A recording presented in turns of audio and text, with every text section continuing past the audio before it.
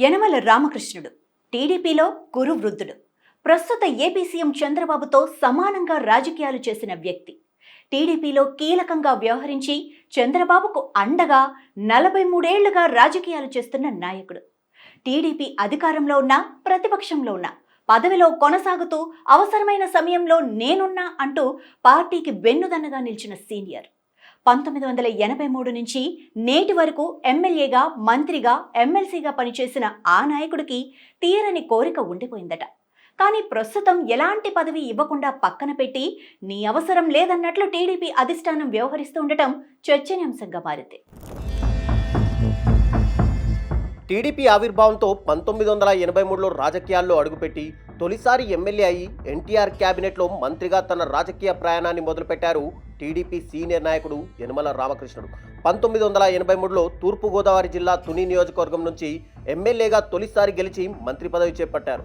అప్పటి నుండి వరుసగా 2004 వరకు 6 సార్లు ఎమ్మెల్యేగా గెలిచి తన సత్తా చూపించారు.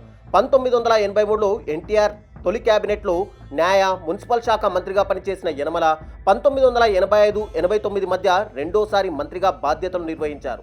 1989-94 కాలంలో టీడీపీ ప్రతిపక్షంలో ఉన్నప్పుడు పీఏసీ చైర్మన్గా, తర్వాత టీడీపీ అధికారంలో ఉన్న సమయంలో అసెంబ్లీ స్పీకర్గా యనమల పనిచేసి తనదైన మార్క్ వేసుకున్నారు. 1999-2004 మధ్యకాలంలో ఆర్థిక మంత్రిగా, తిరిగి 2004లో పీఏసీ చైర్మన్గా పదవులు నిర్వహించారు. 2025 మార్చి నెల వరకు ఎమ్మెల్సీగా కొనసాగిన యనమల రామకృష్ణుడు 2014-2019 మధ్య మరోసారి ఆర్థిక మంత్రిగా పనిచేశారు. అంత సుదీర్ఘ రాజకీయ అనుభవం ఉన్న యనమల రామకృష్ణుడు ప్రస్తుతం ఏ పదవి లేకుండా ఖాళీగా ఉన్నారు. 2014లో టీడీపీ విభజిత ఆంధ్రప్రదేశ్లో అధికారం చేపట్టిన తర్వాత రాజ్యసభకు నామినేట్ అయి ఢిల్లీ వెళ్లాలని ఎన్నో కలలు కన్నా యనమల రామకృష్ణుడికి అప్పుడు ఆ అవకాశం దక్కలేదు. ఇన్ని సంవత్సరాల సుదీర్ఘ రాజకీయం చేసిన యనమల రామకృష్ణుడు రాజ్భవన్లో గవర్నర్గా బాధ్యతలు నిర్వహించి గౌరవప్రదమైన పదవీ విరమణ కోరుకుంటున్నట్టు తెలుస్తోంది. అయితే ఇప్పట్లో యనమల రామకృష్ణుడు కల నెరవేరే పరిస్థితి కనిపించడం లేదు. ఎందుకంటే టీడీపీ ఆంధ్రప్రదేశ్లో మరోసారి బీజేపీతో జతకట్టి కేంద్రంలో భాగస్వామిగా కీలకంగా మారడంతో ఇప్పటికే ఒక గవర్నర్ పదవిని కేంద్రం ఆ పార్టీకి కేటాయించింది. టీడీపీలో సీనియర్ నాయకుడిగా, కేంద్ర మంత్రిగా పనిచేసిన పూసపాటి సంస్థానాధీశుడు, దశాబ్దాల కాలంగా రాష్ట్రంలో మంత్రిగా, కేంద్ర మంత్రిగా పనిచేసిన పూసపాటి అశోక్ గజపతిరాజును గవర్నర్ను చేసింది టీడీపీ.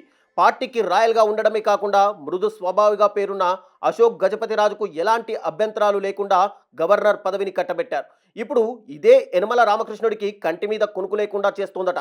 ఆశగా ఎదురు చూసిన గవర్నర్ పదవి అశోక్ గజపతిరాజుకు వెళ్ళిపోవడంతో తన పరిస్థితి ఏంటి అనే ఆలోచనలో యనమల రామకృష్ణుడు ఉన్నట్టు తెలుస్తోంది. 43 సంవత్సరాలుగా టీడీపీతో సుదీర్ఘ రాజకీయ అనుబంధాన్ని పెంచుకొని పార్టీ అధికారంలో ఉన్నప్పుడు, ప్రతిపక్షాల్లో ఉన్నప్పుడు, ఏ పదవిలో ఉన్నా సరే టీడీపీకి సమస్య వచ్చినప్పుడు అడ్డుగోడగా నిలబడ్డారన్న గుడ్ విల్ యనమల రామకృష్ణుడికి ఉంది. 1996లో ఎన్టీఆర్ను పదవి నుంచి దించి చంద్రబాబుకు పార్టీ పగ్గాలతో పాటు ముఖ్యమంత్రి పదవి వెనుక కూడా స్పీకర్గా పనిచేసిన యనమల రామకృష్ణుడు కీలకంగా వ్యవహరించారు. అప్పటి నుండి ఇప్పటి వరకు చంద్రబాబు టీడీపీలో కీలకమైన పదవులలో యనమల రామకృష్ణుడిని నియమిస్తూనే వచ్చారు. అయితే ఏదో ఒక రాష్ట్రానికి గవర్నర్ కావాలనుకున్న యనమల రామకృష్ణుడి కోరిక విజయనగరం కోట వైపు వెళ్ళిపోవడంతో ఇప్పుడు నా పరిస్థితి ఏంటి అని సన్నిహితుల దగ్గర యనమల రామకృష్ణుడు వాపోతున్నారట.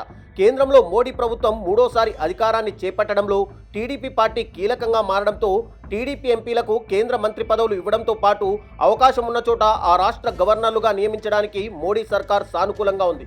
దీనిలో భాగంగానే ఏపీ కోటాలో టీడీపీకి అశోక్ గజపతిరాజును గవర్నర్గా అవకాశం ఇచ్చింది. టీడీపీకి మరో గవర్నర్ పదవి అంటే అది ఇప్పట్లో జరగకపోవచ్చు.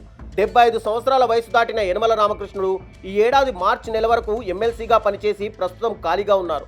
ప్రస్తుతం ప్రత్యక్ష రాజకీయాలకు దూరంగా ఉన్న యనమల రామకృష్ణుడు టీడీపీ పార్టీ పదవులకు మాత్రం పనిచేస్తున్నారు. 43 సంవత్సరాల సుదీర్ఘ రాజకీయాల్లో తనకంటూ ఓ ఇమేజ్ని క్రియేట్ చేసుకున్న ఆయన గౌరవప్రదమైన పదవీ విరమణ చేయడానికి గవర్నర్ పదవిని బలంగా ఆశిస్తున్నారట.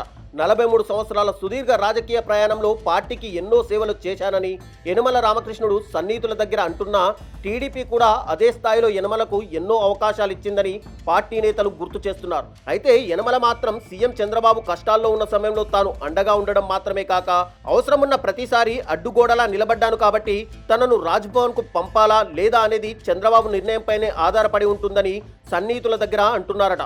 మరి యనమల రామకృష్ణుడు రాజ్భవన్లో అడుగు పెడతారా లేదా అనేది కాలమే నిర్ణయించాలి.